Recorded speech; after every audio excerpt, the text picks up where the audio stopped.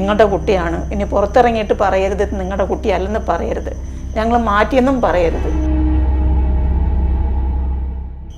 ജനിച്ച് 19 ദിവസത്തിലാണ് എനിക്ക് ആദ്യത്തെ സർജറി സ്റ്റാർട്ട് ചെയ്യുന്നത്. ഇതുവരെ 16 സർജറി കഴിഞ്ഞിട്ടുണ്ട്. കിഡ്നി ട്രാൻസ്പ്ലാന്റേഷൻ കഴിഞ്ഞിട്ടുണ്ട്, കാൽ ആംപ്യൂട്ടേഷൻ കഴിഞ്ഞിട്ടുണ്ട്, ഒരു കാല് മുറിച്ച് മാറ്റിയിട്ടുണ്ട്. അതുപോലെ കുറേ കോംപ്ലിക്കേഷൻസും നട്ടിൽ വളവും പിന്നെ മുഴയും അങ്ങനെ ഒരുപാട് കോംപ്ലിക്കേഷനിലൂടെ ജീവിക്കുന്ന ഒരാളാണ്. 5 വയസ്സ് തൊട്ട് യൂറിൻ ട്യൂബിട്ട് എടുക്കുന്ന ആളാണ്. ലൈഫ് ലോങ് അത് ട്യൂബിട്ട് എടുത്തേ പറ്റും. അങ്ങനെ കുറേ ലിമിറ്റേഷനോടെ തന്നെ മുന്നോട്ട് പോകുന്ന ഒരാളാണ്. പുറത്തിറങ്ങിയ ഫുഡ് കഴിച്ചുകൂടാ, അങ്ങനെ ഒരുപാട് ബുദ്ധിമുട്ടുകളുണ്ട്. അങ്ങനെ അപ്പം എല്ലാ രീതിയിലും സ്ട്രഗിൾസ് ഉണ്ടെങ്കിലും മുന്നോട്ട് പുഷ് ചെയ്യുന്ന ഒരു ആക്ഷത്തിൽ ഈ പറഞ്ഞ 2 വേൾഡ് റെക്കോർഡ്സും പിന്നെ മുന്നേ സൈക്ലിങ്ങും ഒക്കെ ഉണ്ടായിരുന്ന ഒരാളാണ്. അതായത് ഈ മനുഷ്യൻ ഒരു ഉണക്കയാണെങ്കിലും ഈ ജോലി ചെയ്തിട്ട് ചെറിയ ചെറിയ മസിലൊക്കെ കയ്യിലൊക്കെ കാണുമല്ലോ. അപ്പം ഞാൻ പറയും ഇതുപോലൊരു ചെറുക്കനായിരിക്കും കൊണ്ടുവന്ന് കാണിച്ചു പോകാം. പക്ഷേ അപ്പോഴും ഇവനെ കാണാനും അതുപോലെ ആയിരുന്നു കേട്ടോ. കാലങ്ങനെ ആണെങ്കിൽ തന്നെയും അങ്ങനെ ഈ മസിലുള്ള കുട്ടിയെ പോലെ ആയിരുന്നു. അപ്പം ഇങ്ങനെ കൊണ്ടുവന്ന് കാണിച്ചിട്ടാണ് അവരെന്തോ പറഞ്ഞത്. ഇങ്ങനെ ഡോക്ടർമാർ പറഞ്ഞു ഇത് നിങ്ങളുടെ കുട്ടിയാണ്, ഇനി പുറത്തിറങ്ങിയിട്ട് പറയരുത് നിങ്ങളുടെ കുട്ടിയല്ലെന്ന് പറയരുത്, ഞങ്ങൾ മാറ്റിയെന്നും പറയരുത്.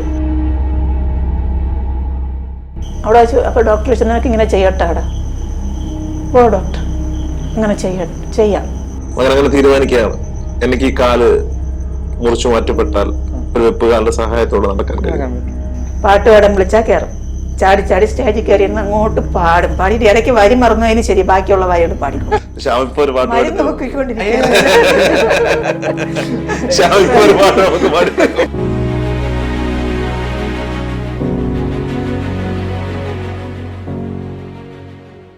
നമസ്കാരം.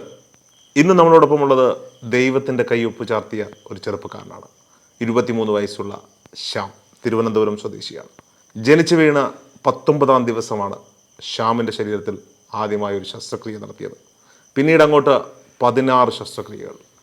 പക്ഷേ ശ്യാമിന് സ്വന്തമായി 2 ലോക റെക്കോർഡുകളുണ്ട്. ശ്യാമും കുടുംബവുമാണ് ഇന്ന് നമ്മളോടൊപ്പം ചേർന്നത്. Shyam and family. അമ്മ, അച്ഛ, നമസ്കാരം. Welcome to the show. ശ്യാമിന് ഒരു കൈ, നേക്കാൾ അമ്മയ്ക്ക് ഒരു കൈ, അച്ഛൻ. ശ്യാം ഏതൊരു ചെറുപ്പക്കാരൻ്റെ അല്ലെങ്കിൽ അമ്മയുടെ ഈ ശ്യാമിൻ്റെ ജീവിതം പരിശോധിക്കുമ്പോൾ ഒരു ആത്മവിശ്വാസമൊക്കെ നഷ്ടപ്പെട്ട് വീട്ടിലിരിക്കേണ്ടുന്ന അവസ്ഥയിലായിരിക്കാം. ശ്യാമെന്നല്ല, വേറൊരാളായിരുന്നെങ്കിൽ. ശ്യാമിനെ പോലെ ശ്യാം മാത്രമേ ഉള്ളൂ. ഞാനും ആ ഒരു അവസ്ഥ തന്നെയായിരുന്നു. 16 വർഷവും വീട്ടിനകത്ത് തന്നെയാണ് ഞാൻ ജീവിച്ചത്. ഈ അടുത്തും ജീവിക്കുന്നതെല്ലാം വീട്ടിനകത്താവുന്നൊരു അവസ്ഥയിൽ തന്നെയാണ് മുന്നോട്ട് പോകുന്നത്.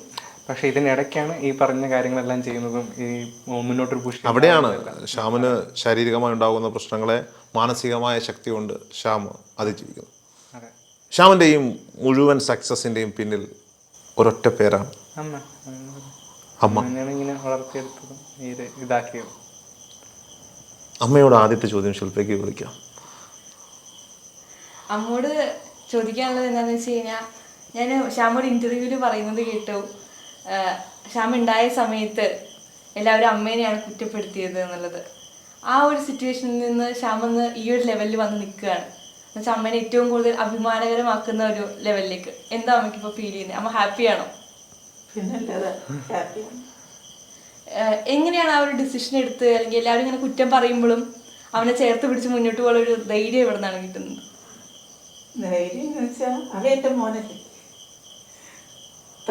ആ ഉത്തരത്തിലുണ്ടല്ല അമ്മയെ. ശ്യാമ് മറ്റ് 2 ചാനലുകളിൽ കൊടുത്ത ഇൻ്റർവ്യൂ കണ്ടിട്ട് തന്നെയാണ് ഞങ്ങൾ ശ്യാമിനെ കോൺടാക്ട് ചെയ്തത്. പക്ഷെ അമ്മയും ഈ ഇൻ്റർവ്യൂവിൽ വേണമെന്ന് ഞങ്ങളുടെ നിർബന്ധമാണ് ഞങ്ങളെ എറണാകുളത്ത് നിന്ന് തിരുവനന്തപുരത്ത് ഈ വീട്ടിലെത്തിച്ച് ഈ നിമിഷം നിൽക്കുന്നത്. ശ്യാം, പ്രേക്ഷകർക്ക് സംശയം ഉണ്ടാവും, ശ്യാമിൻ്റെ വീഡിയോ കാണാത്ത പ്രേക്ഷകർക്ക്, ആരാണ് ശ്യാം? ഞാൻ actually world's first youngest amputee sky ഡൈവറും world's first youngest amputee paragliding പൈലറ്റുമാണ്. രണ്ട് ഇതുണ്ട്. Paragliding pilot. എനിക്ക് താഴെ വണ്ടി ഓട്ടിക്കാൻ ലൈസൻസ് ഒന്നുമില്ല, എല്ലാം ആകാശത്തേ ഉള്ളൂ. പക്ഷേ അവിടെയാണ് പ്രേക്ഷകർ ചിന്തിക്കും, ഒരു ചെറുപ്പക്കാരൻ, 23 വയസ്സുള്ള ചെറുപ്പക്കാരൻ ഇത് രണ്ടും ചെയ്യുന്നത് ഇത്ര വലിയ കാര്യമാണോ എന്ന് ചിന്തിക്കും. പക്ഷേ അത് എനിക്ക് പറയാൻ ബുദ്ധിമുട്ടുണ്ട്. എവിടെയാണ് ശ്യാം അവിടെ സ്പെഷ്യാലിറ്റി ഉണ്ടാക്കിയെടുക്കുന്നത്? ഓക്കെ, ജനിച്ച് 19 ദിവസത്തിലാണ് എനിക്ക് ആദ്യത്തെ സർജറി സ്റ്റാർട്ട് ചെയ്യുന്നത്. ഇതുവരെ 16 സർജറി കഴിഞ്ഞിട്ടുണ്ട്. കിഡ്നി ട്രാൻസ്പ്ലാന്റേഷൻ കഴിഞ്ഞിട്ടുണ്ട്, കാൽ ആംപ്യൂട്ടേഷൻ കഴിഞ്ഞിട്ടുണ്ട്, ഒരു കാല് മുറിച്ച് മാറ്റിയിട്ടുണ്ട്. അതുപോലെ കുറേ കോംപ്ലിക്കേഷൻസും നട്ടിൽ വളവും പിന്നെ മുഴയും അങ്ങനെ ഒരുപാട് കോംപ്ലിക്കേഷനിലൂടെ ജീവിക്കുന്ന ഒരാളാണ്. 5 വയസ്സ് തൊട്ട് യൂറിൻ ട്യൂബിട്ട് എടുക്കുന്ന ആളാണ്. ലൈഫ് ലോങ് അത് ട്യൂബിട്ട് എടുത്തേ പറ്റും. അങ്ങനെ കുറേ ലിമിറ്റേഷനോടെ തന്നെ മുന്നോട്ട് പോകുന്ന ഒരാളാണ്. പുറത്തിറങ്ങിയ ഫുഡ് കഴിച്ചുകൂടാ, അങ്ങനെ ഒരുപാട് ബുദ്ധിമുട്ടുകളുണ്ട്. അങ്ങനെ അപ്പം എല്ലാ രീതിയിലും സ്ട്രഗിൾസ് ഉണ്ടെങ്കിലും മുന്നോട്ട് പുഷ് ചെയ്യുന്ന ഒരു ആക്സെപ്റ്റിൽ ഈ പറഞ്ഞ 2 വേൾഡ് റെക്കോർഡ്സും പിന്നെ മുന്നേ സൈക്ലിങ്ങും ഒക്കെ ഉണ്ടായിരുന്ന ഒരാളാണ്. ശ്യാമേ, ഒരു ഈ ശ്യാമ മുന്നോട്ട് പോകുന്ന ഈ പ്രൊഫഷൻ ഉണ്ടല്ലോ, ഇതൊക്കെ ആക്ച്വലി നമുക്ക് യാതൊരു പ്രശ്നവും ഇല്ല എന്ന് വിശ്വസിക്കുകയാണ്. ആകെ എൻ്റെ ജീവിതത്തിൽ 35 വയസ്സിനിടയിൽ ആകെ 15 ദിവസം മാത്രമേ ഞാൻ ഒരു ആശുപത്രി കിടന്നിട്ടുള്ളൂ ഡെങ്കിപ്പനി വന്നിട്ട്. പക്ഷെ എനിക്ക് പേഴ്സണലി ചെയ്യാൻ പറ്റാത്ത കാര്യങ്ങളൊക്കെയാണ് ഷ്യാമി ചെയ്തിട്ട് ഈ പറയുന്നത്. അപ്പോൾ അതുകൊണ്ടാണ് ഞാൻ പറഞ്ഞത് എനിക്ക് പറയാൻ പറ്റില്ല ഷ്യാമിൻ്റെ കുറവുകളാണത്, ഒരിക്കലും ഷ്യാമിൻ്റെ കുറവുകളല്ല. ഒരുപക്ഷെ അതിനെല്ലാം അതിജീവിച്ചത് ഒരുപക്ഷെ ഈ അമ്മ തന്ന ധൈര്യവും അല്ലെങ്കിൽ ദൈവത്തിൻ്റെ, അതങ്ങനെ ആദ്യം പറഞ്ഞത് ദൈവത്തിൻ്റെ കയ്യൊപ്പ് ചാർത്തിയ ഒരു മകനെന്ന് ഷ്യാമിനെ വിശേഷിപ്പിച്ചത്. എനിക്ക് സത്യം പറഞ്ഞാൽ ചോദിക്കാൻ വാക്കുകൾ പോലും കിട്ടുന്നില്ല. അമ്മ പറയാമേ, എന്താ മകനെ കുറിച്ച് ഇപ്പോൾ ഓർക്കുമ്പോൾ അഭിമാനമുണ്ടോ? അതെ, അഭിമാനമാണ്. ആദ്യമായിട്ട് ശ്യാമിനെ കയ്യിൽ തരുമ്പോൾ ശ്യാമിന് ഈ വയ്യായ്മകളുള്ളത് അമ്മോട് പറഞ്ഞപ്പോൾ എന്താണ് തോന്നിയത്? അല്ല, അപ്പോഴെനിക്ക് തോന്നിയത് ആ പ്രസവ വാർഡിൽ നിന്ന് പുറത്തോട്ട് വരണ്ട, എന്നാൽ തന്നെ ഞാൻ എങ്ങനെ എൻ്റെ കുട്ടിയെ കൊണ്ട് എങ്ങനെ എന്നുള്ളത് എനിക്കൊന്നും അറിയില്ലായിരുന്നു.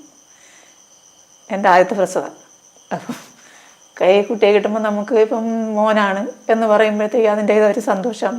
പിന്നെ ഞാനും എൻ്റെ ഭർത്താവും ഒക്കെ കൂടെ ഞങ്ങൾക്ക് ഉണ്ടാവണ കുട്ടിയെക്കുറിച്ചൊക്കെ കുറച്ച് സംസാരമൊക്കെ ഉണ്ടായിരുന്നു. അതായത് ഈ മനുഷ്യൻ ഒരു ഉണക്കയാണെങ്കിലും ഈ ജോലി ചെയ്തിട്ടുമ്പോൾ ചെറിയ ചെറിയ മസിലൊക്കെ കയ്യിലൊക്കെ കാണുമല്ലോ. അപ്പം ഞാൻ പറയും ഇതുപോലൊരു ചെറുക്കനായിരിക്കും, അവനും കൈയൊക്കെ ഉരുട്ടി വെച്ചും കൊണ്ട് വരും എന്നും പറഞ്ഞുകൊണ്ട് ഞാൻ കളിയാക്കുമായിരുന്നു. അപ്പോൾ അങ്ങനെയൊക്കെ വെച്ച് കണക്കാക്കിയിരുന്നിട്ട് കൊണ്ടുവന്ന് കാണിച്ചു പോകാം. പക്ഷേ അപ്പോഴും ഇവനെ കാണാനും അതുപോലെ ആയിരുന്നു കേട്ടോ. കാലങ്ങനെ ആണെങ്കിൽ തന്നെയും അവൻ കൈയൊക്കെ നല്ല മസിലുള്ള കുട്ടിയെ പോലെ ആയിരുന്നു. അങ്ങനെ ഇവിടെ വന്നിട്ട് ഇങ്ങനെ പൊങ്ങി, ഇവിടെ തന്ന്, ഇവിടെ പൊങ്ങി, അങ്ങനെ ഈ മസിലുള്ള കുട്ടിയെ പോലെ ആയിരുന്നു. അപ്പം ഇങ്ങനെ കൊണ്ടുവന്ന് കാണിച്ചിട്ടാണ് അവരെന്തോ പറഞ്ഞത്. ഇങ്ങനെ ഡോക്ടർമാർ പറഞ്ഞു, ഇത് നിങ്ങളുടെ കുട്ടിയാണ്, ഇനി പുറത്തിറങ്ങിയിട്ട് പറയരുത് നിങ്ങളുടെ കുട്ടിയല്ലെന്ന് പറയരുത്, ഞങ്ങൾ മാറ്റിയെന്നും പറയരുത്. അപ്പം ഞാൻ പറഞ്ഞില്ല, അവന് ഒരു ടെസ്റ്റിസ് കാണാനില്ല, ഞങ്ങൾക്ക് നോക്കിയെടുത്തോളം ഒരു ടെസ്റ്റിസ് കാണാനില്ല. പിന്നെ കാലിങ്ങനെയാണ് ഇരിക്കുന്നത്, ബാക്കിയുള്ളത് എന്തൊക്കെയാണെന്ന് ഞങ്ങൾക്ക് അറിയില്ല. കുട്ടിയെ കയ്യിലിപ്പോൾ തരില്ല, ഞങ്ങൾ നഴ്സറിയിലേക്ക് കൊണ്ടുപോകും. കാല് പുറകിലോട്ട് ഒട്ടിയിരിക്കുകയായിരുന്നു. ഒട്ടിയിരിക്കുകയെന്ന് വെച്ചാൽ നല്ല ഫുള്ളായിട്ട് ചേർന്നല്ല, അതായത് ഒരു താറാവിൻ്റെ കാലിൻ്റെ ഇടയിലൊക്കെ ഒരു തൊലി പോലെ ഉണ്ടല്ലോ, അതുപോലെ ചന്തിയോട് ചേർന്ന് ആ തൊലി കുറച്ച്, അതായത് കാലിൻ്റെ കാൽഭാഗത്തിൻ്റെ ഉപ്പൂറ്റി തൊട്ടിരിക്കുന്നത്, അത് പാദം വ്യത്യാസമാണ്, പാദം വേറിട്ടായിരിക്കുന്നത്. അപ്പോൾ ഉപ്പൂറ്റിയെ തൊട്ടാണ് തൊട്ടിരുന്നത് ബാക്കിൽ. അപ്പോൾ ആ ഉപ്പൂറ്റിയോട് തൊട്ടിരിക്കുന്നപ്പോൾ ആ ഉപ്പൂറ്റിയുടെ അവിടെ നിന്ന് ഇത്രയും ഭാഗം ഇത്രയും ഭാഗത്ത് ഇങ്ങനെ ആ താറാവിൻ്റെ സ്ഥലം പോലെ ആയിരുന്നു, ഇങ്ങനെ തൊലി അങ്ങനെയാണ് ഇരുന്നത്. അപ്പോൾ എന്നെ കാണിച്ചു തന്നപ്പോൾ പിന്നെ എനിക്ക് എന്ത് പറയാനാ, ഒരു വല്ലാത്തൊരവസ്ഥയിലായിപ്പോയി. അപ്പോൾ ഞാൻ എങ്ങനെയാണ് ഏതാണെന്നൊരു ഇതില്ലാത്ത.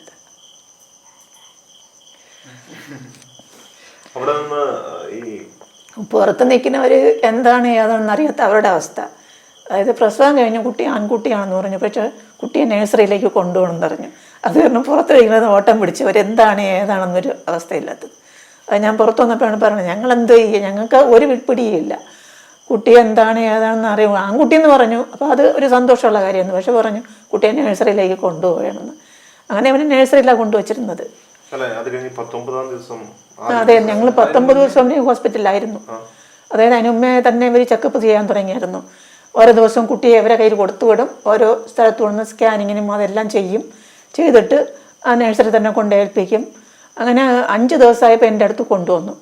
അപ്പോൾ അതിനുമ്പോൾ ഈ പാൽ കൊടുക്കാനായിട്ട് ഇറങ്ങിയപ്പോൾ എൻ്റെ കൈ തരില്ല, നമ്മൾ പാല് ഒരു പാത്രത്തിലാക്കി കൊടുക്കണം.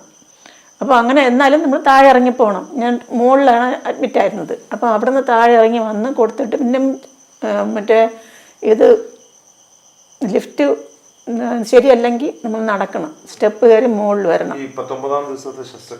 അത് യൂറിൻ പുറത്ത് അങ്ങനെ സ്പീഡാ പോവില്ല, ഒരു ഇതായിട്ട് ഇപ്പോഴും ട്യൂബ് ഇട്ടാൽ മാത്രമുള്ളത്. അപ്പം അന്ന് ചെറുതായിട്ട് പോകും, നല്ല സ്പീഡിൽ അത് അതിൻ്റേതായ രീതിയിൽ പോകുന്നില്ല. അപ്പം അവർ പറഞ്ഞു അതിനെ ഒന്ന് വലുതാക്കിയിട്ട് വിടാമെന്ന് പറഞ്ഞു. കാരണം ആദ്യമൊന്നും എല്ലാവർക്കും ക്ലിയർ അല്ലല്ലോ. അപ്പം എല്ലാവരും ടെസ്റ്റുകൾ കഴിഞ്ഞുകൊണ്ടിരിക്കുന്നതേ ഉള്ളൂ. അങ്ങനെ 19 ഒരല്പം വലുതാക്കിയിട്ട് ഇട്ടു. പിന്നെ മൂത്രം ഒഴിക്കുമായിരുന്നു. ഇത് അവർ ചോദിക്കുമായിരുന്നു ഇങ്ങനെ വളഞ്ഞാണോ പോകുന്നത്. വളഞ്ഞെന്നല്ല, നേരെ തന്നെ ഒഴിക്കുമായിരുന്നു, പക്ഷേ മുഴുവനും പോകില്ല. ഈ ജന്മന മടങ്ങി തുടയോട് ചേർന്ന് ആ കാലുകൾ അത് പിന്നീട് എപ്പോഴാണ് മുറിച്ചു മാറ്റപ്പെടുന്നത്? അത് 8 വയസ്സില്. അല്ല, അതിന് മുമ്പ് ഒരു പ്രശ്നം ഉണ്ടായിരുന്നു. സർജറി ഒക്കെ ചെയ്ത് മാറ്റാനൊക്കെ ശ്രമിച്ചു, പക്ഷെ എൽ ഷേപ്പിലായി പോയി. എൽ ഷേപ്പിലാണ്. അങ്ങനെ കുറെ ലിമിറ്റേഷൻസ് ഒക്കെ ഉണ്ടായിരുന്നു. പിന്നെ ഇപ്പൊ ഈ പറഞ്ഞ ബ്ലാഡറിന്റെ എന്റെ 3 കിഡ്നിയുടെ ഒരു സംഭവം ഉണ്ടായിരുന്നു, അത് കണ്ടുപിടിച്ചിട്ടുണ്ടായിരുന്നു. അത് 3 കിഡ്നി എന്നല്ല, ഒരെണ്ണം ഡ്യൂപ്ലക്സ് സിസ്റ്റം എന്ന് പറയാൻ 3 കിഡ്നിയെ പോലെ ഇരിക്കുന്ന ഒരു സാധനം. ഓൾമോസ്റ്റ് ഒരു സൈഡിൽ 2 കിഡ്നി, മറ്റേ സൈഡിൽ ഒരെണ്ണം ഡ്യൂപ്ലിക്കേറ്റ് ആയിട്ട് വരും. അതിന്റെ പുറത്ത് ഈ പറഞ്ഞ ഒരു കിഡ്നിയുടെ മുകളിൽ ഒരു കിഡ്നി ഇരിക്കുന്ന പോലെ ഇരിക്കും. പക്ഷെ അത് അത്യാവശ്യം വലുതാണ്. എനിക്കിപ്പോ ഒരു 16 വയസ്സുള്ള സമയത്ത് അതിനകത്ത് ഒരു 1000 ml യൂറിൻ കൊള്ളും. 1 ലിറ്റർ വെള്ളം കൊള്ളുന്ന ഒരു യൂറിനാണ് അത്. ഓൾമോസ്റ്റ് എന്റെ ഒരു ഡയഫ്രം, ഒരു ഈ ഒരു സൈഡിലെ ഡയഫ്രം, ആ ഒരു സൈഡിൽ തന്നെ അത്യാവശ്യം നല്ല രീതിയിൽ ഹ്യൂജ് ആയിട്ട് ഒരു പെർസ്പെക്റ്റീവ് ഇരുന്നതാണ്. അപ്പം അങ്ങനത്തെ ഒരു കിഡ്നിയാണ് ഉണ്ടായിരുന്നത്. അതിൽ നിന്ന് 2 യൂറിറ്റർ ഉണ്ടായിരുന്നു. 2 യൂറിറ്റർ താഴോട്ട് ബ്ലാഡറിലോട്ട് വരുന്നുണ്ടായിരുന്നു. നോർമലി ഒരു യൂറിറ്റർ വരത്തുള്ളൂ. ഇതൊരു ഡബിൾ കിഡ്നി എന്നുള്ളൊരു ഡബിൾ സിസ്റ്റം എന്നുള്ള പെർസ്പെക്റ്റീവ് 2 കിഡ്നി ഇത് വരും. ഇത് ഈ താഴെ വരുന്ന യൂറിൻ തിരിച്ച് റിട്ടേൺ കയറി പോകാനായിട്ട് റിഫ്ലക്സ് സിസ്റ്റം എന്ന് പറയും. ഈ ഒരു ആക്സിഡൻഷൻ ഉണ്ടായിരുന്നു. അപ്പൊ അതാണ് ഈ കിഡ്നി ഡാമേജ് ചെയ്യിപ്പിച്ചത്. അപ്പൊ ഗ്രാജുവലി അതും ആ 2 കിഡ്നിയും ഡാമേജ് ആയി, ആ സൈഡിലുള്ള 2 കിഡ്നിയും ഡാമേജ് ആയി ഇപ്പത്തുള്ളതിനും ബാധിച്ചു. അങ്ങനെയാണ് ഞാൻ കിഡ്നി ഫെയിലിയറിലോട്ട് വരുന്നത്. സോ അതാണ് എൻ്റെ ഒരു ട്രാക്ക്. അതിനുശേഷം ഇപ്പൊ ഈ പറഞ്ഞ നമുക്ക് ചെറിയ സർജറി ചെയ്തെങ്കിലും നമുക്ക് ശരിയാക്കാൻ പറ്റില്ല. പിന്നെ ഒരു 2.5 വയസ്സായപ്പോഴത്തേക്കും എനിക്ക് ഈ സൈഡിൽ 8 മാസത്തിൽ ഇവിടെ ഈ യൂറിൻ ഈ സൈഡിൽ ഈ നമ്മുടെ ഇടുപ്പിന്റെ അവിടെ നിന്ന് ഒരു ഹോൾ ഇട്ട് അതുവഴി യൂറിൻ തുറന്നു വിട്ടിട്ടുണ്ടായിരുന്നു. അങ്ങനെ അതിനുശേഷം പിന്നെ അവിടെ ക്ലോസ് ചെയ്തിട്ട് യൂറിൻ പോകുമെന്ന് നോക്കിയപ്പോഴത്തേക്ക് ഇത്രയും സമയമുണ്ടല്ലോ, അപ്പോൾ അത്രയും സമയമായിട്ടും മൂത്രം ഒഴിക്കുന്നില്ല. മൂത്രം ഒഴിക്കാനുള്ള ശേഷി അതിന് അപ്പോഴേക്കും പോയി കഴിഞ്ഞു. പിന്നെ വയറ് കൊണ്ടങ്ങ് പെരുവാൻ തുടങ്ങി, മൂത്രം കൊണ്ടങ്ങ് വയറ് പെരുവാൻ തുടങ്ങി. പിന്നെ ഉടൻ തന്നെ വീണ്ടും ഓപ്പറേഷൻ തിയേറ്ററിൽ കയറ്റിയിട്ട് ഈ പൊക്കിളിന് താഴ്ഭാഗത്തായിട്ട് ഓപ്പൺ ചെയ്ത് വെച്ചിട്ട് ഹോളിട്ടു. ഇങ്ങനെ അവിടെ തുണി വെച്ച് അങ്ങനെ 5 വയസ്സ് വരെ അങ്ങനെയായിരുന്നു. അപ്പോൾ ഈ 5 വയസ്സ് അടുക്കാറായപ്പം ഡോക്ടർ എന്നെ ട്യൂബിട്ട് യൂറിൻ എടുക്കാൻ പഠിപ്പിച്ചു. അമ്മ സ്വയം പഠിച്ചു? പഠിപ്പിച്ചു എന്നെ. പഠിപ്പിച്ചിട്ട് 5 വയസ്സിൽ ഈ ഇവിടുത്തതും ഓപ്പൺ ചെയ്തിട്ടിരുന്നില്ലേ, അതിനെ ക്ലോസ് ചെയ്തിട്ട് വിട്ടു. മുറിച്ചു മാറ്റാൻ പറ്റില്ല, മുറിച്ചു മാറ്റണം എന്നൊരു തീരുമാനത്തിലേക്ക് വരാൻ കാരണം ഇവിടെ മുട്ടിന്റെ അവിടെ വെച്ച് ഞരമ്പുകൾ കുരുങ്ങിപ്പോയി. അങ്ങനെ ഒരു പ്രശ്നം. ശ്യാമാണ് ആ ഡിസിഷൻ എടുത്തേ എന്ന് ഞാൻ കേട്ടു. ഞങ്ങളുടെ ആദ്യം 5 വയസ്സിലാണ് മാറ്റാൻ വേണ്ടി ഡോക്ടർമാർ ശ്രമിച്ചത്. അപ്പോൾ അച്ഛനും ഞാൻ അപ്പോഴും സമ്മതിച്ചില്ല. കാരണം 5 വയസ്സിൽ നമ്മൾ തീരെ കൊച്ചുകുട്ടിയല്ലേ, നമുക്ക് എന്താണ് അതൊന്നും ഒരു പിടിയില്ല. അപ്പോഴത്തേക്ക് പിന്നെ 3 വർഷം കടന്നു പോയപ്പോൾ ഡോക്ടർമാർ പറഞ്ഞ് ഞങ്ങൾക്ക് അവിടുത്തെ RCCയിൽ പറഞ്ഞു വിട്ടു. അതായത് ഈ കാലിനെ വലിച്ചു നീട്ടാൻ പറ്റുമെന്ന് നോക്കാനായിട്ട് ഈ കമ്പിയൊക്കെ ഇട്ട് കാലിന്, അതായത് ഇവൻ്റെ കാലിന് നീളം ഒരേ അളവായിരുന്നു. അപ്പോൾ ഈ നിവർത്തി കഴിഞ്ഞാലും ഒരേ അളവായിരിക്കും, അവന് നടക്കാൻ പറ്റും. ആ ഒരു ഇതിൽ അവരൊരു പരീക്ഷണം നടത്താൻ വേണ്ടി കൊണ്ടുപോയി എല്ലാ ടെസ്റ്റും ചെയ്ത് പറഞ്ഞ് പറ്റൂല, സ്ക്രാച്ചുകൾ വരുമെങ്കിൽ തൊലി അത്രയും പൊട്ടിപ്പോകും. കാരണം അവൻ്റെ കാലൊക്കെ നോക്കിയിട്ട് ടെസ്റ്റൊക്കെ ചെയ്ത് നോക്കിയിട്ട് പറഞ്ഞ് പറ്റില്ല, അങ്ങനെ വലിച്ചു കെട്ടാൻ ഒക്കില്ല. പിന്നെ വീണ്ടും ഡോക്ടർ പറഞ്ഞ്, ശിവകുമാർ സാർ ഇവൻ്റെ സർജറിയിലെ ഡോക്ടറുണ്ട്, ആ ഡോക്ടർ പറഞ്ഞ് നിങ്ങൾ വീണ്ടും ശ്രീകല മേഡത്തിനെ പോയി കാണും PMRൽ. ആ ഡോക്ടർ പറയും പോലെ ചെയ്യ്, ഇവൻ ഇങ്ങനെ വെച്ചുകൊണ്ട് ഇവൻ ക്രച്ചസിലൊക്കെ നടന്നാൽ ശരിയാകില്ല, ഇവന് നല്ല ഇതായിട്ട് അവൻ നടക്കണ്ടേ എന്തായിരുന്നാലും, അവൻ കാല് വെച്ചിങ്ങനെ നടക്കിട്ട് പോയി കാണാൻ പറഞ്ഞു. അങ്ങനെ ഞങ്ങൾ വീണ്ടും അവിടെ ചെന്ന് അപ്പം ശ്രീകല മേഡം ഇവനെ വിളിച്ചിരുത്തിക്കൊണ്ട് അവിടെ ഇതുപോലെ ഒരു പെൺകുട്ടി ഇങ്ങനെ മുറിച്ച് മാറ്റിയിട്ട് അവിടെ സ്ക്രച്ചസിൽ നടക്കാതെ ഈ കാല് വെച്ച് നടക്കുന്നതും നൃത്തം ചെയ്യുന്നതൊക്കെ ഇവനെ കൊണ്ട് കാണിച്ചു കൊടുത്തു ഇവനെ. അപ്പോൾ ഇവൻ പറഞ്ഞു, അമ്മ അവിടെ വെച്ച്, അപ്പോൾ ഡോക്ടർ വെച്ച് നിനക്ക് ഇങ്ങനെ ചെയ്യട്ടാടാ. ഓ ഡോക്ടർ അങ്ങനെ ചെയ്യാം, എനിക്ക് കുഴപ്പമില്ല. അപ്പം ഞാൻ ഇവനെ ചോദിച്ചു, മക്കളെ അങ്ങനെ ചെയ്യട്ടാ? പറഞ്ഞാൽ ഇല്ലെന്ന് ഒരു കുഴപ്പമില്ല. അപ്പോൾ അച്ഛൻ കൂടെ പറഞ്ഞു, ഞങ്ങൾ അച്ഛൻ ജോലിക്ക് പോകണ്ടേ, കൂലിപ്പണിയല്ലേ, അപ്പോൾ അച്ഛൻ അങ്ങനെ വരാറില്ല, ഭരണത്തിന് പോകണമെന്ന് പറഞ്ഞതല്ല ഞാനാണ്. അപ്പം ഞാൻ വീട്ടിൽ വന്നിട്ട് അച്ഛൻ്റെ പറഞ്ഞപ്പോൾ അച്ഛൻ പറഞ്ഞു, മക്കളെ അങ്ങനെ ചെയ്യാൻ നീ എല്ലാം സമ്മതിച്ചല്ല, നിനക്ക് പോവാം. പക്ഷെ അവിടെ ചെന്നിട്ട് ഓപ്പറേഷൻ കൊണ്ടുപോകും 2 ദിവസത്തിന് മുമ്പേ അവർ വയറിളക്കാൻ തുടങ്ങുമല്ലോ, വയറൊക്കെ കളക്കിക്കും. സർജറി എക്സ്പോസ്ഡ് ആണ്. അപ്പം അത്രയും സർജറി ചെയ്തുകൊണ്ട് തന്നെ ഈ അനസ്തീഷ്യയായിട്ട് ഭയങ്കരമായിട്ട് ഇതുണ്ട്, അഡിക്ഷൻസ് ഉണ്ട്. അപ്പൊ അങ്ങനെ ഉള്ളതുകൊണ്ട് കൂടുതൽ ബോഡിയെ ടയർഡ് ഏൽപ്പിച്ചിട്ട് സർജറി ചെയ്യാനുള്ള ഇതിലാണ്. അങ്ങനെ വയറിളക്കിയപ്പോഴത്തേക്കും അവിടെ അതിൻ്റെ തിയേറ്ററിന് മുമ്പിൽ ഇരുന്നപ്പോഴും ലൂസായിട്ട് വെള്ളം പോലെ പൊയ്ക്കൊണ്ടിരിക്കുകയാണ്. ഈ തോർത്ത് മാറി ഉടുത്തുകൊണ്ടിരിക്കുകയാണ്. അതായത് ഒരു തോർത്തിലാണ് എല്ലാവരും ഉടുത്ത് വന്നിരിക്കുന്നത്. പക്ഷേ ഇവൻ അങ്ങനെയല്ല, ഇവന് ലൂസായിപ്പോയാൽ ഈ വെളിക്ക് പോണതും കുറച്ച് പ്രശ്നമുള്ളതാണ്. അപ്പോൾ അതുകൊണ്ട് അപ്പോൾ അച്ഛനാണെങ്കിൽ അപ്പോഴപ്പോഴും നമ്മളോട് കൊണ്ടുപോകും, ചെന്ന് കഴി വൃത്തിയാക്കും, വീണ്ടും വേറെ തോർത്തെടുത്ത് കൊടുക്കും, അങ്ങനെ ഇരുത്തണം. അപ്പോൾ അച്ഛൻ അവൻ്റെ ചോദിച്ച, മക്കളെ നമുക്ക് വീട്ടിൽ പോവാം, അല്ലെങ്കിൽ നീ ഇപ്പോൾ പറഞ്ഞാൽ നമുക്ക് വീട്ടിൽ പോവാം, നീ അങ്ങ് കയറി കഴിഞ്ഞാൽ ഈ കാല് കാണൂല, ഈ മുട്ടിന് താഴെയുള്ള ഭാഗം അത് ഇവൻ എപ്പോഴും വീട്ടിലിരിക്കുമ്പോഴും ആ കാലിനെ എടുത്ത് തടവി എടുത്തൊക്കെ ഇരിക്കും അപ്പോഴേക്കും കൊച്ചു കാലായി കാൽപ്പത്തിയൊക്കെ കാരണം മുട്ടിൽ എഴുകയും വളച്ച മേടിക്കാൻ തുടങ്ങി.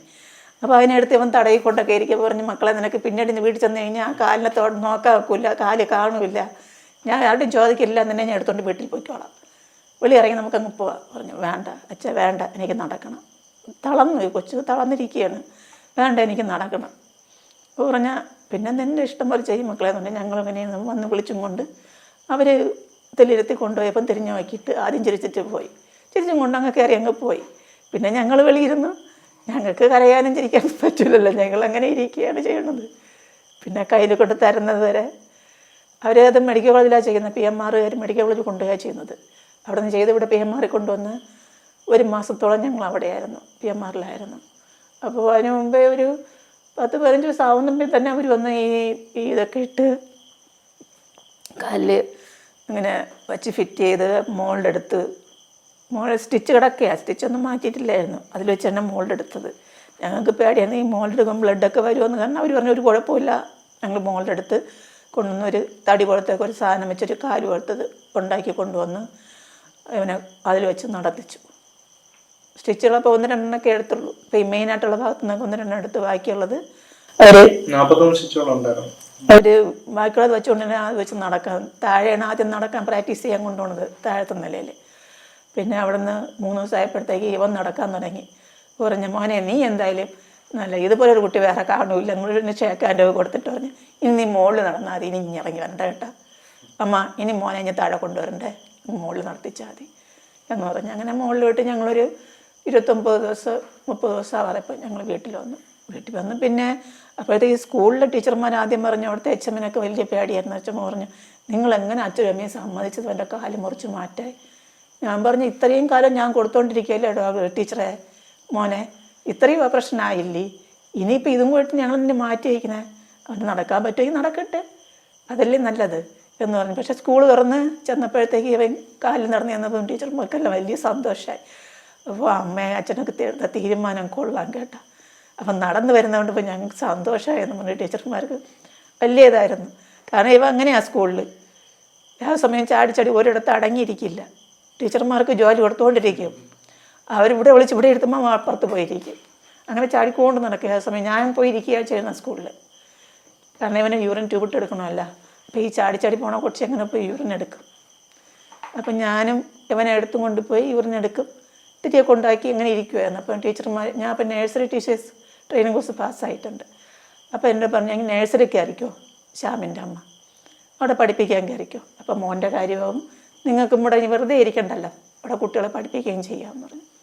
അങ്ങനെ അവിടെ കയറിയിട്ട് രാവിലെ ഇവിടെ നിന്ന് അങ്ങ് പിന്നെ അച്ഛൻ ജോലിക്ക് പോകുമല്ലോ, ഇവിടെ ഒന്നും വാങ്ങിക്കുകയൊന്നുമില്ല ഞാൻ, കാപ്പി മാത്രം അതും കടയിൽ നിന്ന് വാങ്ങിക്കുകയുള്ളൂ. താഴെ ഒരു കടയുണ്ട്, അവിടെ നിന്ന് ദോശ വാങ്ങിക്കും, 2 മക്കൾക്കും കൊടുക്കും, ഞാനും കഴിക്കും. ഇവനെ എടുത്തിട്ട് വിക്കറ്റ് അവളെ നടത്തിക്കും, മോളെ നടത്തിച്ച് ബാഗ് കൊടുത്ത് തൂക്കിയിട്ട് നേരെ ഒരു കയറ്റുണ്ട്, അവിടെ നിന്ന് കയറി മോളിൽ കയറിയിരിക്കും, ബസ് വരും, അവരുടെ ബസ്സുണ്ട്, അവരുടെ ബസ്സിൽ തന്നെ പോകും. കയറ്റത്തിൽ കയറിയൊക്കെ എന്നെ എടുത്തോണ്ട് പോവല്ലേ എന്നെ. അല്ല അമ്മ ആക്ച്വലി എനിക്ക് ഓർമ്മയുണ്ട്, ഇപ്പോഴും ഓർമ്മയുണ്ട്, അവിടെ കയറുന്ന വഴി നിന്ന് ഒരു പാറയുടെ സൈഡിൽ കൂടെ ഒരു കുഞ്ഞു വഴിയൊക്കെയാണ്, അപ്പൊ അത് നല്ല കയറ്റമാണ്. അപ്പൊ അതുവഴിക്കാണ് എടുത്തോണ്ട് പോകുന്നതും ഒക്കെ. അപ്പൊ അങ്ങനെ ഒരു സിറ്റുവേഷൻ പോലും അമ്മ കിടക്കണമെങ്കിൽ പോലും എന്നെ എടുത്തോണ്ട് പോകാറുണ്ട്. ആ ശ്വാസം മുട്ടൽ ഉണ്ടെങ്കിൽ പോലും അത് വെച്ച് എടുത്തോണ്ട് പോകാറുണ്ടായിരുന്നു. അപ്പം അങ്ങനെ എടുത്തോണ്ട് പോകുന്നു മാറ്റാൻ വേണ്ടിയാണ് ഞാൻ ശരിക്കും കാലം മുറിക്കാൻ ഞാൻ തീരുമാനം എടുക്കുന്നത് എന്റെ ഉള്ളിൽ ആ ചെറിയ പ്രായം. അമ്മയെ പറയുന്ന രേഷൻ അല്ല ശ്യാമ ചിന്തിച്ചത്. അമ്മ പറഞ്ഞത് അവിടെ അല്ല അതെ ഇതിന്റെ ഏറ്റവും ഈ മകന് അമ്മയോടുള്ള സ്നേഹമായിരുന്നു. ഇതൊക്കെ പറഞ്ഞെങ്കിലും അതിൽ നിന്ന് പിന്മാറാതിരുന്നത്. കാര്യം ഞാൻ ഏറ്റവും കൂടുതൽ കണ്ടിട്ടുള്ള അമ്മ മാത്രമാണ്. കാര്യം ഒരു 16 വർഷവും അമ്മയുടെ അണ്ടറിലാണ് ഞാൻ ജീവിച്ചത്. അമ്മേനെ എവിടെ പോലും സഹോദരി കഥ പറഞ്ഞപ്പോ മകൻ പഠിക്കുന്ന സ്കൂളിൽ അംഗനവാടിയിൽ ടീച്ചറായിട്ട് LKG പഠിക്കുമ്പോൾ എനിക്ക് ഇവിടെ നനയുന്നുണ്ടായിരുന്നു, ഇവിടെ ഹോൾ ഉണ്ടായിരുന്നു. അപ്പൊ അതുവഴി ദൂരം പോകുമായിരുന്നു. അപ്പൊ അത് ചുമ്മാ പൊക്കോണ്ടിരിക്കും, വായിൽ വെള്ളം കുടിക്കുന്ന അതുപോലെ പൊക്കോണ്ടിരിക്കുമായിരുന്നു. അപ്പൊ ഈ തുണി അപ്പോഴെപ്പോഴാണ് മാറ്റി വെക്കണം.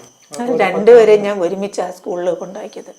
എവൻ്റെ 1.5 വയസ്സിന് ഇളയതാണ് അനിയത്തിയെങ്കിലും രണ്ടുപേരും ഒരേ ക്ലാസ്സിലെത്തി. ഞാൻ ഇവിടെ നേഴ്സറി കൊണ്ടാക്കിയപ്പോൾ 2പേരും കൊണ്ടാക്കും. അപ്പോൾ ഒരു ബാസ്ക്കറ്റിൽ ഉണങ്ങിയ തുണിയും ഒരു ബാസ്ക്കറ്റിൽ ഒഴിഞ്ഞ ബാസ്ക്കറ്റും. കൂടെ കൊടുത്തു വിടും. അവിടെ നഴ്സറി പോയിട്ട് നഴ്സറിയിൽ വിട്ടിട്ട് ഞാൻ ഇനി വരും. കാരണം അവന് തുണി മാറ്റി വയ്ക്കാൻ അവനറിയാം, എല്ലാ കാര്യങ്ങളും സ്വയം ചെയ്യും. അനിയത്തി എന്നെ ഞാൻ പ്രസവിച്ച് കൊണ്ടുവന്നപ്പോഴത്തേക്കും അവൾ യൂറിന് പാസ്സായെങ്കിൽ ഉടനെ കസേരയിട്ട് മുകളിലിട്ടുന്ന തുണിയെ അവിടെ നിന്ന് എടുത്ത് കൊണ്ടുവരും അനിയത്തിക്ക് തുടച്ചു കൊടുക്കാനൊക്കെ. അങ്ങനെയുള്ള പാർട്ടിയാണ്. അപ്പം ആ ഇതിൽ അവന് സ്വയം എടുത്ത് വയ്ക്കാനൊക്കെ അറിയാം. അപ്പം ഒരു അരഞ്ഞാണ് ഇട്ടിട്ട് നൂലും അരഞ്ഞാണ് ഇട്ടിട്ടുണ്ടായിരുന്നു. അപ്പോൾ അതിൻ്റെ ഇടയിൽ കൂടെ തുണിയെടുത്ത് കയറ്റി വയ്ക്കും. അത് നനയുമ്പോൾ അതേ പിന്നെ ഇവിടെ അതുപോലെ ഇവിടെ ആയിരുന്നപ്പോഴും അങ്ങനെ തന്നെ 5 വയസ്സ് വരെ. അപ്പോൾ 5 വയസ്സ് വരെ നഴ്സറിയിൽ വിട്ടിട്ടുണ്ടായിരുന്നു. ഞാൻ ഇവിടെ വീട്ടിലിട്ടില്ല, നഴ്സറി കൊണ്ട്. 8 വയസ്സുള്ള മകനെ എടുത്തുകൊണ്ട് സ്കൂളിലേക്കും മറ്റും പോകുന്ന ഒരു അമ്മ, ആസ്മാരോഗിയായ അമ്മയുടെ ഹൃദയമെടുപ്പ് കൂടുന്നത് ആ മകൻ അറിയാമായിരുന്നു. മകൻ അങ്ങനെ തീരുമാനിക്കുകയാണ്, എനിക്ക് ഈ കാല് മുറിച്ചു മാറ്റപ്പെട്ടാൽ ഒരു വെപ്പുകാലിന്റെ സഹായത്തോടെ നടക്കാൻ കഴിയും. കാര്യം കിടക്കുമ്പോഴാണ് എങ്ങനെയാ ശ്യാമ ആ വയസ്സിൽ അങ്ങനെയൊക്കെ ചിന്തിക്കാൻ പറ്റുക? അല്ല, ഞാൻ ഇപ്പൊ ചിന്തിക്കുന്നതും അതുപോലെ തന്നെ ഞാൻ ചിന്തിക്കുന്നത്. കാര്യം ഓരോ ഘട്ടത്തിലും ഇപ്പൊ എന്റെ ജീവിതത്തില് ഞാൻ എന്നെ സന്തോഷം അനുഭവിച്ചതായിട്ടുള്ള ഓർമ്മകൾ വളരെ കുറവാണ്. കൂടുതലും ഈ പറഞ്ഞ വേദനകളും അതും ഇതൊക്കെ തന്നെയാണ് എന്റെ ലൈഫിൽ ഏറ്റവും കൂടുതൽ എക്സ്പോസ്ഡ് ആയിട്ടുള്ളത്. ഞാൻ അതിലാണ് കൂടുതലും ജീവിച്ചിട്ടുള്ളത്. ഇപ്പൊ സന്തോഷത്തിലല്ലേ? അങ്ങനെ സന്തോഷം എന്ന് പറയാൻ എനിക്ക് അയ്യോ, അങ്ങനെ അവനില്ല സന്തോഷം എന്ന് പറഞ്ഞാൽ. ഇല്ല. അത് പോയിട്ട് വന്നപ്പോൾ 2 ദിവസത്തേക്ക് കാണുകയുള്ളൂ. അത് കഴിഞ്ഞാൽ അവൻ വീണ്ടും മൂഡ് ഓഫ് ആവും. അങ്ങനെ കാരണം എന്നറിയാമോ, അവന് വീണ്ടും പോകണം. അപ്പോൾ അതിനുള്ള ചാൻസ് വേണം. അപ്പോൾ അതിന് വേണ്ടിയിട്ട് രാത്രിയാകുമ്പോൾ ഉറക്കമില്ല. എഴുച്ചിരിപ്പാണ് ജോലി. ഞാനിവിടുന്ന് അവിടെ ചെന്നിട്ട് പറയും, മക്കളെ നീ എന്തുണ്ട് ഇങ്ങനെ എഴുച്ചിരിക്കുന്നത്? അത് അമ്മ എനിക്ക് ഉറക്കം വല്ല. ഞാൻ പറയും, നീ എവിടെ ഉറങ്ങും? ചിലപ്പോഴൊക്കെ ഞാനും കൂടെ കയറി കിടക്കും ഉറങ്ങാൻ വേണ്ടിയിട്ട്. കയറി അടുത്തേരി കിടന്ന് പതുക്കെ കാര്യമൊക്കെ പറഞ്ഞുറഞ്ഞ് കിടന്ന് പതുക്കെ ഉറങ്ങും. പിന്നെ ഞാനും അവിടെ നിന്ന് ഉറങ്ങിയിട്ട് കുറച്ച് നേരം കഴിയുമ്പോൾ എനിക്ക് ഈ മെത്തേ കിടന്ന് ശരിയാവില്ല. ഞാൻ പതുക്കെ എഴുച്ചിഞ്ഞൂടെ വന്ന് കിടക്കും. ഉറങ്ങിയതിന് ശേഷം എഴുച്ചിഞ്ഞ് പോരും. അത് കുറച്ച് അടുത്തേരി കിടക്കും. ക്ഷമേ, ഇത്രത്തോളം വേദനകൾ അനുഭവിച്ച ഒരു ബാല്യവും കൗമാരവും യൗവനത്തിലേക്ക് വരുമ്പോൾ ശ്യാമ സൈക്ലിംഗ്, പാരാഗ്ലൈഡിങ്, ഇങ്ങനെ ഫിസിക്കലി കുറെ സ്ട്രെയിൻ എടുക്കേണ്ടുന്ന പ്രൊഫഷണലിലേക്കാണ് പോണത്. എവിടെയാണ് ആ ഒരു തീരുമാനം വരുന്ന ആ ഒരു ടേണിംഗ് പോയിന്റ് എവിടെയാണ്? തീരുമാനം എന്ന് വെച്ചാൽ കുറച്ച് ഇവനാണെങ്കിൽ ഞാൻ മത്സരത്തിന് കൊണ്ടുപോകുന്നു. ഇവൻ കളിമണ്ണിൽ പ്രതിമയൊക്കെ ചെയ്യും. ഞാൻ ഡ്രോയിങ് പഠിച്ചിട്ടുള്ള ആളാണ്. പിന്നെ ഇവൻ കളിമണ്ണിൽ പ്രതിമയൊക്കെ ചെയ്യും. അങ്ങനെ സ്കൂളിൽ വെച്ച് ഇതേപോലെ ടീച്ചർ പറഞ്ഞ് അവൻ പറഞ്ഞ് എനിക്ക് മത്സരത്തിന് പോകണമെന്ന് പറഞ്ഞു. എന്തൊരു മത്സരത്തിന് പോയി? ഞാൻ പറഞ്ഞു, അവൻ മണ്ണിലൊക്കെ ചെയ്യും ടീച്ചറെന്ന് പറഞ്ഞു. എനിക്കൊരു കാര്യം ചെയ്യാം, കളിമണ്ണിലെ മത്സരത്തിന് കൊണ്ടുപോകാമെന്ന് പറഞ്ഞു. കൊണ്ടുപോയി ഫസ്റ്റ് കൊണ്ടുപോയപ്പോൾ തന്നെ ഭയങ്കര മഴയായിരുന്നു അവിടെ. ഞാൻ ഓരോ സ്ഥലത്തോട്ട് ഇവനെ മാറ്റിയിരുത്തി. അവൻ 2 എണ്ണം ഉണ്ടാക്കി. ഒരു ഡൈനോസറും ഒരു കോഴി 2 എണ്ണം ഉണ്ടാക്കി. അപ്പോഴത്തെ പ്രായം 4ാം ക്ലാസ്സിൽ പഠിക്കുമ്പോഴാണ്. അപ്പോൾ ഇത് 2 ഉണ്ടാക്കി. ഞാനും ടീച്ചർ അവിടെ നിന്ന് ഇങ്ങനെ ഞങ്ങൾ അഭിപ്രായം പറയുമ്പോൾ ടീച്ചർ പറഞ്ഞു, നിങ്ങളൊന്നും പറയണേ, ഞാൻ അവിടെ നിന്നേ അറിഞ്ഞു, അവന് എന്നെ ഫസ്റ്റ് കേട്ടു, ഞാൻ എല്ലാ കാര്യങ്ങളും അറിഞ്ഞു. ടീച്ചർ എച്ചമ്മ പറഞ്ഞു. ആ എച്ചമ്മ ഇന്നില്ല, എച്ചമ്മ പോയി. അപ്പം എന്നിട്ട് പറഞ്ഞ് ശ്യാമിനെ കൂടെ കൊണ്ടുപോകാൻ, കഴിഞ്ഞ പ്രാവശ്യമേ കൊണ്ടുപോകാമായിരുന്നു. അവൻ ഇത്രയും ചെയ്യുമെന്ന് ഞാൻ അറിഞ്ഞില്ല. കാരണം അവിടെ പാട്ടുപാടാൻ വിളിച്ചാൽ കയറും. ചാടി ചാടി സ്റ്റേജിൽ കയറി അങ്ങോട്ട് പാടും. പാടിയിട്ട് ഇടയ്ക്ക് വരി മറന്നതിന് ശരി ബാക്കിയുള്ള വരിയോട് പാടിക്കും. മരുന്ന് നോക്കിക്കൊണ്ടിരിക്കും.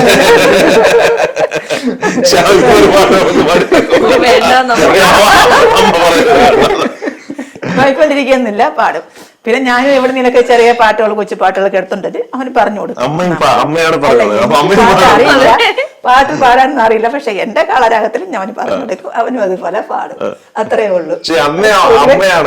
എന്നും എല്ലാത്തിനും മത്സരത്തിനും പ്രൈസ് കിട്ടും.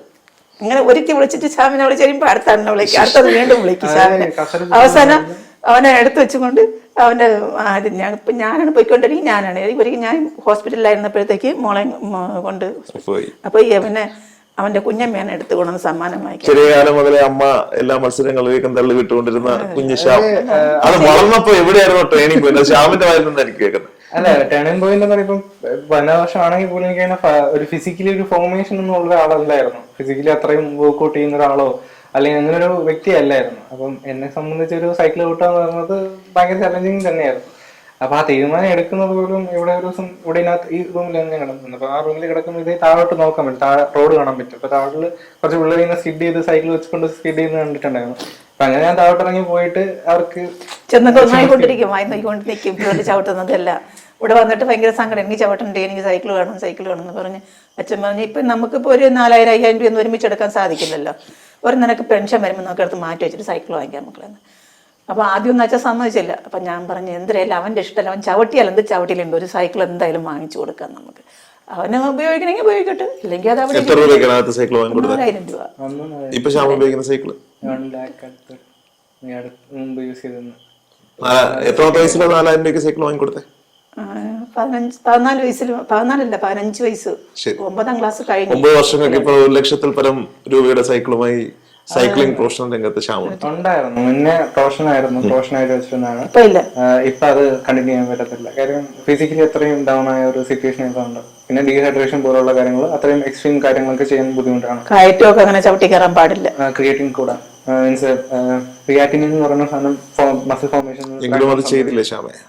ചെയ്തില്ല, ഒരു സമയത്ത് ചെയ്തല്ലോ. ഞാൻ ഓഫ്കോഴ്സ് ഞാൻ ചെയ്തിരുന്നെന്ന് പറഞ്ഞാൽ പറ്റൂല. ഏത് സമയം അതേ ഉള്ളൂ.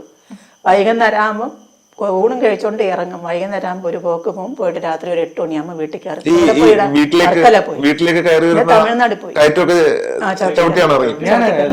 ഞാൻ അടുത്ത് അങ്ങനെ ഇറങ്ങി ഉരുട്ടാറൊന്നുമില്ല. ചവിട്ടി കയറാ ചെയ്യുന്നു. എല്ലാം അത്യാവശ്യം നല്ല ടെറൈൻസ് ഒക്കെ ഞാൻ കയറാറുണ്ട്. പൊന്മുടി കയറിയിട്ടുണ്ട്. പൊന്മുടിയൊക്കെ ഞാൻ ചുമ്മാ നിൽക്കുന്നുണ്ട്. പൊന്മുടി കയറിയത് തന്നെയാണ് ആദ്യത്തൊരു ഇടയ്ക്കൊരു കിഡ്നി ഡൗൺ ആവുന്നു. ഇവനും ബ്ലാഡറിന്റെ ഓപ്പറേഷൻ ഉണ്ടായിരുന്നല്ലോ. അത് കഴിഞ്ഞിട്ട് 2 ഫേറ്റ് ലെവൽ 2 അപ്പോൾ ഡോക്ടർ പറഞ്ഞു ഈ 2 വെച്ച് അവനൊരു 50 വയസ്സ് വരെയും ജീവിക്കാം, വേറെ പ്രോബ്ലം ഒന്നുമില്ല. അവൻ്റെ കിഡ്നിയാണല്ലോ, അതുകൊണ്ട് 2 അതിൻ്റെ ലെവലിൽ വെച്ചിട്ട് അവന് 50 വയസ്സ് വരെയും ജീവിക്കാം. അതുകൊണ്ട് അതിന് അങ്ങനെ കൂടുതൽ ഇത് നോക്കാൻ പറയും ഡോക്ടർ. എപ്പോഴും പറയും മോനെ നീ അങ്ങനെ കയറ്റൊന്നും കൂടുതൽ കയറാതെ, ചവിട്ടാതെ എന്നൊക്കെ പറയും. എന്നാലും ഇവ അത് അനുസരിക്കുന്നില്ല, വീട്ടിലടങ്ങിയിരിക്കുന്നില്ല. വീട്ടിലടങ്ങിയിരിക്കുന്ന ദിവസം വല്ല മരങ്ങളിലും കയറാൻ പോകും, ഇല്ലെങ്കിൽ നീന്താൻ പോകും. തെങ്ങ് കയറാൻ പഠിച്ചു. തെങ്ങൊക്കെ കയറുകയൊക്കെ ചെയ്യും. തെങ്ങ് കയറും, മരത്തിൽ ഈ കുരങ്ങനെ പോലെ ഈ ഒരു കാലില് തൂങ്ങിക്കിടക്കും. അപ്പൊ ഞാൻ ഞെട്ടിപ്പോയി എന്താണെന്നറിയോ? അപ്പം ശ്യാമിന്റെ വീഡിയോ കണ്ടിട്ടുണ്ടെങ്കിലും ശ്യാമിന് ആ ഒരു കാലിലാണ് ശ്യാമ പ്രശ്നം ചെയ്ത് നടന്നു പോകുന്നു, ചാടി ഇങ്ങനെ നടന്നു പോവാണ്. അപ്പൊ ഞാൻ നോക്കുമ്പോൾ നമ്മുടെ ക്യാമറമാർ ഇവിടെ വയറ് വലിച്ചിട്ടേക്കാണ് അങ്ങോട്ടും ഇങ്ങോട്ടും ലൈറ്റ് ഒക്കെ. ശ്യാമം കൊണ്ട് വന്നിട്ട് കൂളായിട്ട് നമ്മൾ ചാടുന്നതിനേക്കാൾ വളരെ സേഫ് ആയിട്ട് ചാടി. അപ്പൊ ഞാൻ മറ്റേ വേണ്ട എന്ന് പറഞ്ഞിട്ട് ശ്യാമ പോകുന്നു. പക്ഷെ പിന്നെ ഒരു പച്ച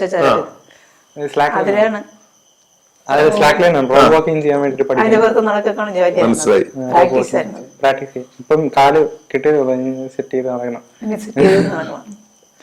അങ്ങനെ എനിക്ക് ചെയ്യാൻ ഇഷ്ടമാണ്, ഇങ്ങനെയുള്ള അഡ്വഞ്ചർ തിങ്സ് ഒക്കെ ചെയ്യാൻ ഇഷ്ടമാണ്. പണ്ട് അങ്ങനെ അധികമൊന്നും ഇല്ലെങ്കിലും പണ്ട് എപ്പോഴും വഴക്കൊന്നും പറയില്ല എവിടെ പോണെങ്കിലും. അവന്റെ ഇഷ്ടം പോലെ അച്ഛനെ പിന്നിലിരിക്കേണ്ട ആളല്ലാതെ ഞങ്ങൾക്ക് അറിയാം. പക്ഷെ ഇവിടുത്തെ ഒരു സ്ഥലപരിമിതിയും ഞങ്ങളുടെ ടെക്നിക്കൽ പരിമിതിയും കൊണ്ടാണ് അച്ഛൻ അവിടെ ഇരിക്കേണ്ടി വരുന്നത്. അച്ഛനിലേക്ക് വരാം. ഇവനാണെങ്കിൽ ഞാൻ അടിയൊക്കെ കൊടുത്തിട്ടുണ്ട് കേട്ടോ. നല്ല ദൂരം അമ്മയല്ലേ കൊടുക്കണം. ഇപ്പഴും കൊടുക്കണോ? വരണം വല്ലപ്പോഴും. അല്ല ശ്യാമേ, ഇപ്പൊ അങ്ങനെ കൊടുക്കാനുള്ള സാഹചര്യം ഉണ്ടാക്കാറില്ല.